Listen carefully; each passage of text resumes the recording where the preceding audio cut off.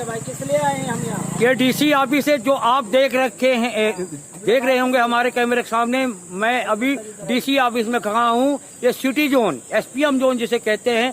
देखिए बड़ी संख्या में आपके सामने दिखाई दे रहे होंगे।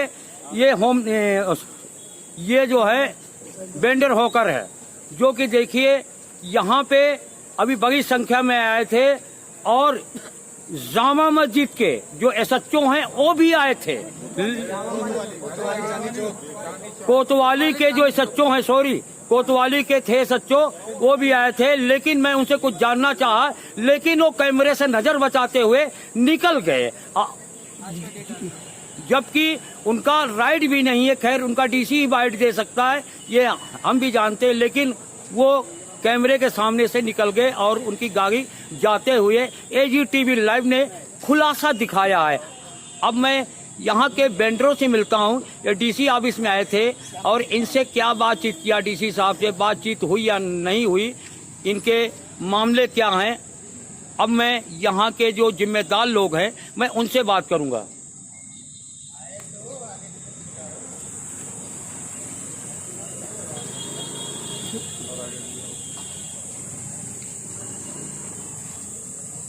पहले तो अपना नाम बताओ। अपना परिचय देना चाहता हूँ। मेरा नाम मोहम्मद साहबुद्दीन। हाँ, मैं सिटी एसपी जोन का इलेक्टेड मेंबर हूँ। अच्छा। और ये मेरे सहयोगी साथी श्यामलाल जी, अच्छा। ये भी सिटी एसपी जोन से इलेक्टेड मेंबर हैं। अभी हमें पता चला कि एसएचओ ने परेड ग्राउंड पर जो हमारे, और 1 घंटे बैठने के बाद पता चला कि मैम का फोन आ गया, वो इस समय हेड ऑफिस जा रही थी सिविक सेंटर, तो वो बिजी हैं। कल 1 बजे का हमें टाइम मिला है कि कल 1 बजे आएंगे। तो मैंने एसएचओ साहब कोतवाली से क्या नाम कहा है, मैं शायद अच्छे से बता पाऊंगा आपको, क्योंकि पूरा वाक्य मेरे सामने। तो मैंने उनसे कह दिया है कि सर आप 1 बजे यानी कि अभी कोई बात नहीं। आपको कहने का मतलब डीसी साहब का फोन किया, हेड ऑफिस गई अभी, यानी कि कल का आपको टाइम दिया गया जी। अब पूरा परिचय दे पहले तो आप। मेरा नाम राजेश कुमार है। मैं नेशनल ओकर फेडरेशन से हूँ, जो पूरे देश भर में रेडी पटरी अच्छा। दुकानदारों के लिए उनके राइट्स के लिए कार्य करता है। अच्छा। तो जैसा कि लिंक रोड पर लाल किले के सामने जो new Lajpat Rai link road पर परेड ग्राउंड के पास जितने भी मार्केट पटरी लगाते हैं, ये सब हमारे सदस्य हैं। तो हमें पता चला था कि लगातार यहाँ पे पुलिस और मार्केट एसोसिएशन। कब आपको पता चला? क्या पहले पता नहीं था? क्योंकि कब से हो रहा है ये लड़ाई पहले से ही चल रही है, लेकिन आज पुलिस ने सख्ताई बरती थी, तो इसलिए आज हमारा यहाँ आना हमारा नहीं हुआ। हमें एसएचओ, मुझे खुद और मेरे कुछ साथियों को गाड़ी में जबरन बैठा के लाए, जबरदस्ती लाया यहाँ। कह रहे चलो तुम्हारी डीसी से मीटिंग कराता हूँ। और हमने यहाँ पे काफी देर वेट भी किया। हमारे को ना डीसी ना एसी, दोनों में से कोई भी अधिकारी नहीं मिला है। तो गरीब आदमी की बात थी ना रखने की, तो शायद इसलिए नहीं मिले। कोई अभी अमीर आदमी होता तो उसका स्वागत के लिए डीसी और एसी शायद दोनों खड़े होते। तो आज का वाक्य ये था कि आज सुबह ही महसूस हो गया था पटरी वालों को कि आज, क्योंकि लिंक रोड पर जो व्यापार मंडल है ये लगातार इन पटरी वालों के पीछे पड़ा हुआ है। अच्छा, व्यापार मंडल जी। और लगातार पुलिस पे और म्युनिसिपल कॉर्पोरेशन पे एक प्रेशर बना रहा है शुरू से ही। हाँ, ये हमारे को जानकारी में है। और ये कोर्ट भी गए हुए हैं, जिसमें हाल फिलहाल में पार्टी बन के हमने अपने पक्ष रखना भी चालू कर दिया, जो पहले नहीं रख पा रहे। राइट है आपका कोर्ट जाना जी। अभी आज का ही मैं वाक्य बताऊंगा। पहले भी आपके वाक्य आपके माध्यम से हम देखते आए हैं क्या क्या होता रहा है।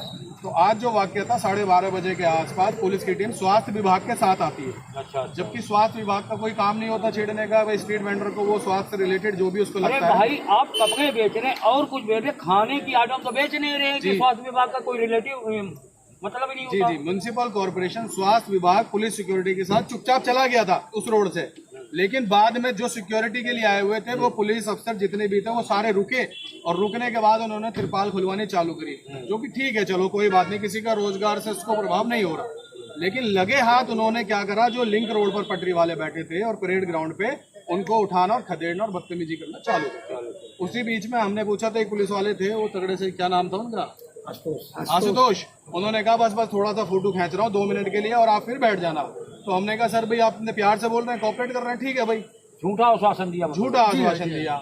जैसे ही हमने वो सब करने दिया और हमने कहा जी ठीक है अब आपका काम हो गया, वो तुरंत जितनी भी टीम थी, कम से कम 12 से 15 पुलिस वाले होंगे, वो सारे के सारे पहुंच गए लिंक रोड पर और जबरन डंडे की नोक पर। और एक ने एक भाला था लगा हुआ, वो पेड़ की रस्सी काटने वाले, वो ऐसे पकड़ के जैसे गुंडा राज होता है ना। पुलिस को, हमारी सिक्योरिटी के लिए पुलिस है, लॉ एंड ऑर्डर मेंटेन करने के लिए, हमें सुरक्षा के लिए, हम भी प्रोटोकॉल के लिए, आपकी सुरक्षा के लिए उन्होंने क्या करा, वो सब दिखाते हुए डंडे वो अड़सा वड़सा सब के, भैया यहाँ से पटरी साफ करो एकदम गुंडई तरीके से।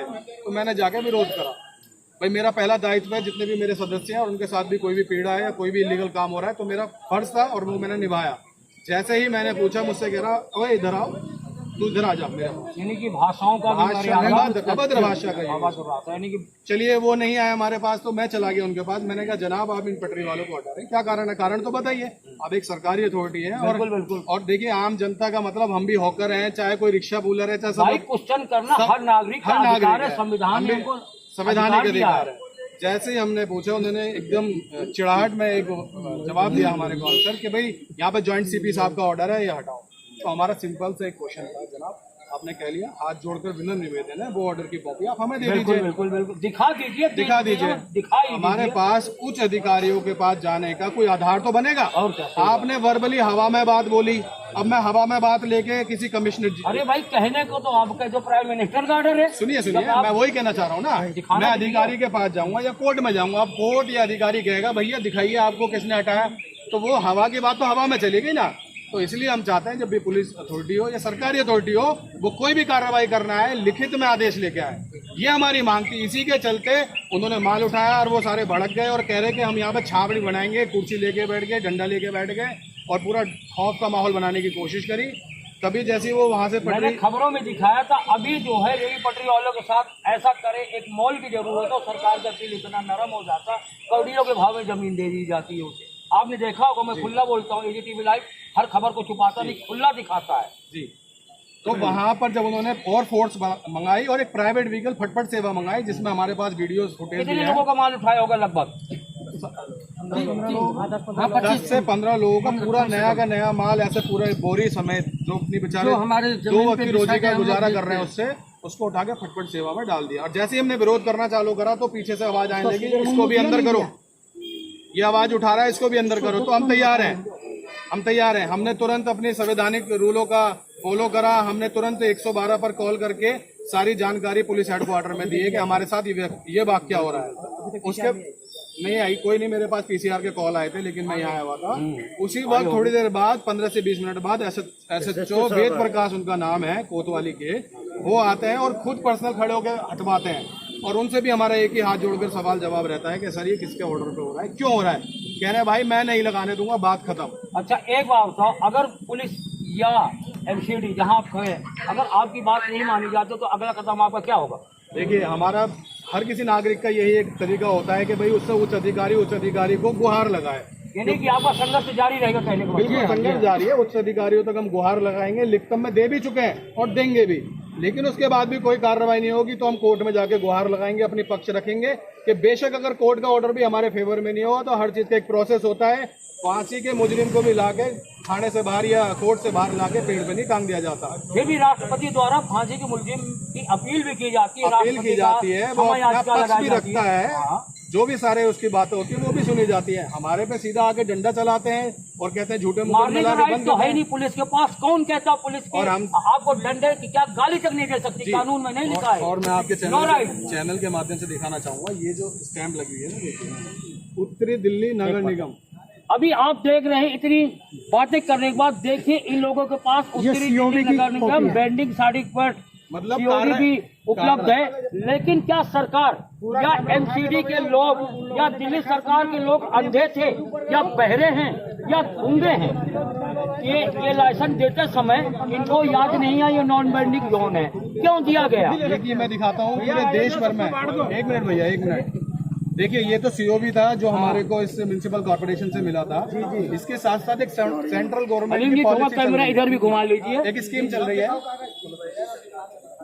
ये देख लिया। अब आपको एक चीज और दिखाऊंगा, उसको भी सुन के अचंभा होगा। आपके चैनल के माध्यम से पूरे देश भर में बात जाती है।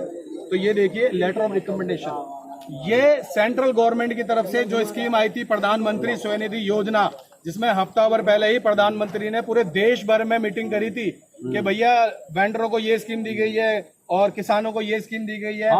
अब ये स्कीम के जरिए 10-10 हजार रुपए का लोन मिलता है, वो मैंने दिखा चुका हूँ जी। और इसी आधार पर मैं आपको एक लेटर दिखाऊंगा, ये मेरा नहीं, सेंट्रल गवर्नमेंट का लेटर है जो कह रहा है जिनके पास इंडिया जी, दुर्गा शंकर जी हैं इसके सेक्रेटरी साहब, उन्होंने क्या कहा है और इंस्ट्रक्शन दिए हैं सभी पुलिस को।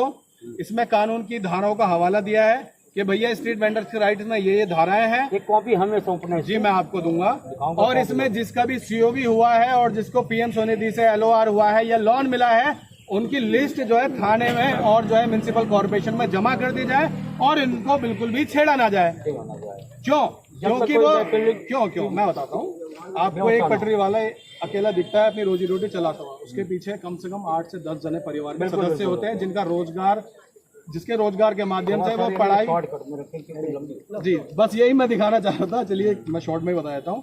तो इस लेटर को भी नहीं मानते हैं वो और पूरी गुंडई पोत रहे हुए हैं। कानून को मानते हैं नहीं, यानी कि जो दिल्ली सरकार या एमसीडी या अन्य जी विभाग है वो इनकी इज्जत नहीं करते। आपको कहना मतलब बिल्कुल कानून से बिल्कुल दरकिनार करके जाए। कानून के अधिकारी कानून। आप पूरा पहले अपना परिचय दीजिए आप। साथियों जिंदाबाद। क्योंकि हम सारे लोग, मैंने आपका परिचय पहले पूछा है। मेरा नाम मोहम्मद हैदर अली है। आप क्या हैं और संस्था में? मैं एनएचएफ का लीडर हूँ और मेरी खुद ही यूनिटी है, Meena Bazaar association Delhi state available by NHF. तो मैं संघर्ष करता हूँ इन वेंडरों के लिए और मजदूरों के लिए, और हर जगह जाकर अपने बातों को रखता हूँ सही तरीके से। और आपको पता है कि आपके चैनल के माध्यम से हमने बहुत सारे प्रोग्राम पहुँचाया है सेंट्रल गवर्नमेंट तक और दिल्ली सरकार तक भी, और हमारी सुनवाई भी हुई। लेकिन आज यहाँ बहुत दुर्भाग्य की बात है कि एसएचओ साहब सुनने को तैयार नहीं और मानने को भी तैयार नहीं। जैसा कि हमारे साथियों ने कहा आपको कि वो भाला लेकर, भाला नहीं था, वो दराती थी, काटने वाली थी, लेकिन उनके हाथ में ऐसा लग रहा था कि ये पब्लिक डर रही थी कि कहीं हमें ना काट दे। ठीक है ना, क्योंकि पुलिस विश्वास, क्योंकि अभी आपने देखा होगा ये जो बल्बे हुए, पुलिस सीधा फायरिंग करती नजर आई, क्योंकि पुलिस कर भी सकती है। और पुलिस क्या माल जब्त करने के बाद बड़े एसएचओ साहब जब आते हैं वेद प्रकाश जी, तो ये कहते हैं कि तुम कौन हो। हमारे साथियों से कहते हैं तुम कौन हो, तो हमारे साथी कहते हैं कि मैं एनएचएफ का लीडर हूँ, मेरा नाम फला है। पुलिस का ये राइट है कि कोई भी आम आदमी जाए, उससे प्यार से बात करे, उसको अपनी बात बताएं और उसकी बात सुने।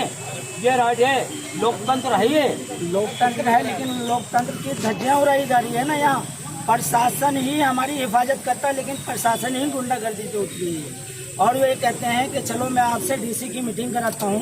लाने के बाद तकरीबन मैं 1 बजे का आया हूँ यहाँ। हमारे पास आपने फोन किया जी, था। अभी तक डीसी से हमारी मीटिंग न हुई, और कभी कभी एसी साहब से मीटिंग कराएंगे, कभी ऊपर नीचे करके टाइम खराब कर दिया उन्होंने, और वेंडरों के माल को जब्त किया, कोई सीजर मेमो नहीं दिया। अच्छा एक बात, जो माल थाने में जाता पूरा आपको मिल पाता या आधा वही रह जाता है? हमें तो पता नहीं कि, हमें तो मालूम है कि माल हमारा हमें मिलेगा वापिस या नहीं मिलेगा। आज भी माल उठाया गया। पुलिस की और सरकारी अथॉरिटी की ड्यूटी है कि वेंडर को सीजर मेमो दिया जाए ग्राउंड पे, ताकि वो अपना दावा कर सके कि भैया इस पुलिस स्टेशन में इतना सामान उठा था।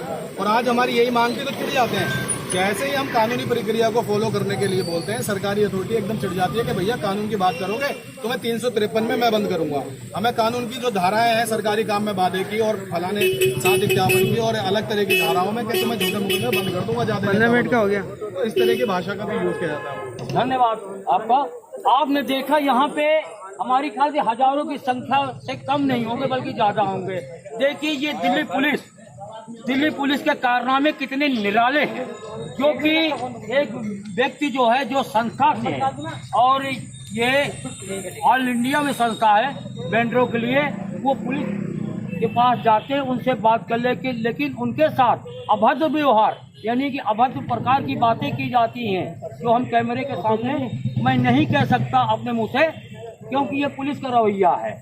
और यहाँ डीसी ऑफिस में इस समय खड़ा हूँ, सिटी जोन।